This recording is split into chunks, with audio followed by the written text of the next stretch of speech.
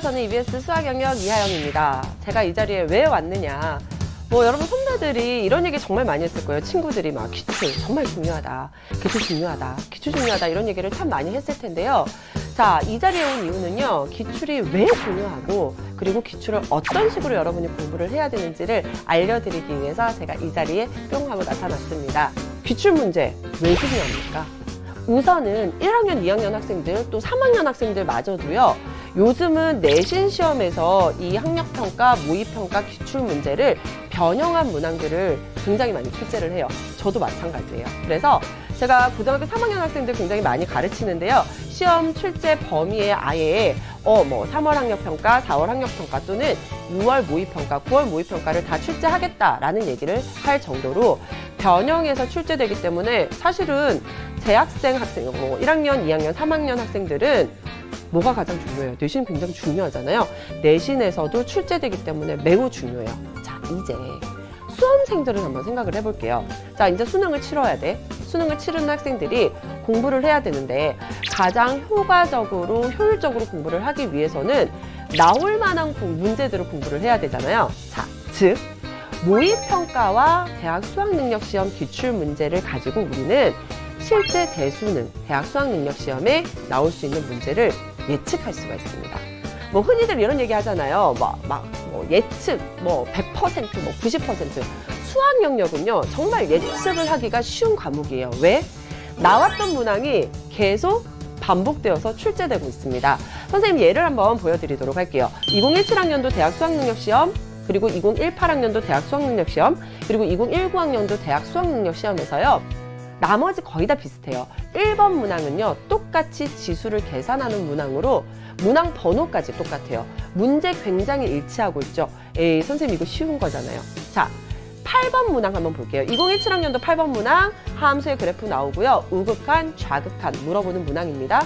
2018학년도 한번 가볼까요? 5번 문항 거의 비슷한 곳에 배치가 되고 있고요. 마찬가지로 좌극한이랑 우극한을 물어보고 있어요. 2019학년도 문제 볼까요? 또 7번 문제죠. 8번, 5번, 7번. 굉장히 비슷한 자리에 똑같이 우극한과 좌극한을 물어보는 문항들이 나와요. 선생님이 이렇게 단적으로 예를 보여드렸지만요. 고난도 문항들, 그리고 기본적으로 개념을 물어보는 문항들, 단답형 문항들 거의 비슷한 자리에 비슷한 개념을 물어보는 문항들이 반복해서 출제가 되고 있다는 것을 여러분이 아실 수가 있어요. 그래서 기출문제만 잘 보면은 올해 대수능에서 어떤 문항이 출제될 것이다 라는 것은 실제로 수학 영역에서는 충분히 예측이 가능한 거죠. 자, 그렇다면 기출문제를 공부를 해야 될 것 같아. 우리 기출문제 어떻게 공부하는 게 좋을까요? 기출문제는요, 학생들이 이런 얘기 많이 하죠. 선생님 기출 몇 바퀴 돌려야 되나요? 돌리는 게 아니에요. 그죠? 여러 번 풀어보는 건 물론 중요해요. 하지만 기출에서 가장 중요한 건 분석입니다. 자, 분석이라는 건 뭐냐면 내가 알고 있는 개념이 문제에서 어떤 식으로 출제가 되고 있는지를 여러분이 확인하는 단계까지가 분석이라고 얘기를 하는 거예요. 여러분 선생님이 하나의 예를 보여드릴게요. 이 예를 보여드리는 이유가 뭐냐면 선생님이 아까는 2017학년도, 2018학년도에 나왔던 문항들이 2019학년도 대수능에 그대로 출제된다라는 거 보여드렸잖아요. 그리고요. 2019학년도가 되면 6월과 9월에 모의평가를 치러요. 그럼 6월과 9월의 모의평가에서 조금은 새롭게 시도된 문항들이 그 당해년도 대수능에 또다시 출제될 가능성이 매우 높아요. 이게 바로 그 실제 예입니다. 9월 모의평가 여러분 문제 보면은요. 등비수열 물어보고 있고요. 그리고 SN들의 관계에 대한 것을 물어보고 있어요. 자, 이 문제를 본 학생이 개념을 알고 있어요. 그럼 분석이 들어갑니다. 아, 등비수열에서 예전에는 그냥 등비수열의 합을 물어봤는데 이제는 등비수열의 합의 어떤 개념을 가지고 일반항을 구하는 문제를 물어볼 수도 있겠구나 라는 게 바로 분석이에요. 개념을 통한 분석이 들어가고요. 그렇게 해서 한번 개념 정리가 된 학생이라면 수능에서 정말 비슷한 문항이 출제가 되잖아요. 수능에서 바로 이 문항을 맞추실 수가 있는 거예요. 이런 것처럼 여러분 기출문제는요. 많이 풀어봐서 맞고 틀리고를 맞추는 게 중요한 게 아니에요. 어떤 개념이 어떤 식으로 발문으로 나타나는지, 발현되는지를 여러분이 개념을 바탕으로 분석을 반드시 해주셔야지만 수능에서 문제를 풀 때 훨씬 더 수월하게 해결을 하실 수가 있고요. 선생님이 몇 가지 팁을 좀 알려드리도록 할게요. 교육과정이 계속 몇 년간 계속 바뀌고 있거든요. 그래서 고3 학생 같은 경우는요, 기본적으로 교육과정이 바뀐 이후인 2017학년도에서 2019학년도 평가원 기출문제를 분석하는 것이 대수능을 준비하는 데 가장 중요해요. 만약에 선생님 저 3월 학력평가 잘 치르고 싶어요? 그것도 마찬가지입니다.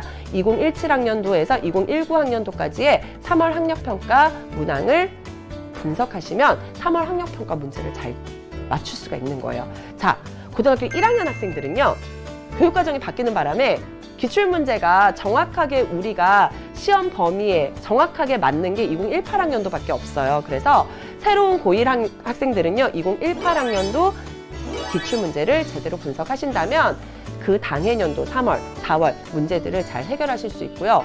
근데 슬프죠? 고2 학생들. 선생님, 저희는 어떡하나요? 그죠? 여러분 굉장히 항상 공부할 때 불이익을 많이 받는다고 생각하실 겁니다. 왜? 기출문제가 없어요. 하지만 여러분 EBS의 강의들을 보면은요, 여러분한테 맞추어서 기출문제들을 모아서 자료실에 올려놓은 선생님들이 정말 많이 있어요. 그래서 여러분이 자료실, EBS 자료실만 좀 잘 활용하신다면 우리한테 맞는, 시험 범위에 맞는 기출문제들을 충분히 자료실에서 확인을 하실 수가 있을 겁니다. 그래서요, 예전 기출문제를 고2 학생들은 그냥 풀지 마시고요, 자료실에서 내 교육과정에 맞추어서 뽑아놓은 기출문제로 한 번 더 분석을 하시면 충분히 도움이 되실 거예요. 아셨죠? 여러분, 기출문제 정말 중요하고요. 그리고 반드시 분석해야 된다는 거 이제 아셨으니까 제대로 여러분이 공부하시면 좋을 것 같고요. 팁 하나만 더 드릴게요. 기출문제 선생님 그럼 어디서 찾나요? EBSI 홈페이지에 가시면은요, 아예 대놓고 기출문제라고 되어 있습니다. 거기 들어가면 여러분이 원하는 기출문제 다 다운받으실 수 있고 해설지도 있고요. 거기에 해당하는 해설 강의까지 있기 때문에 그런 것들 활용해서 여러분이 충분히 기출문제 분석 그리고 해결 가능하실 거예요. 여러분, 열심히 기출문제 분석하고 공부하셔서요, 반드시 여러분의 꿈 이루시기를 선생님이 열심히 응원하도록 하겠습니다.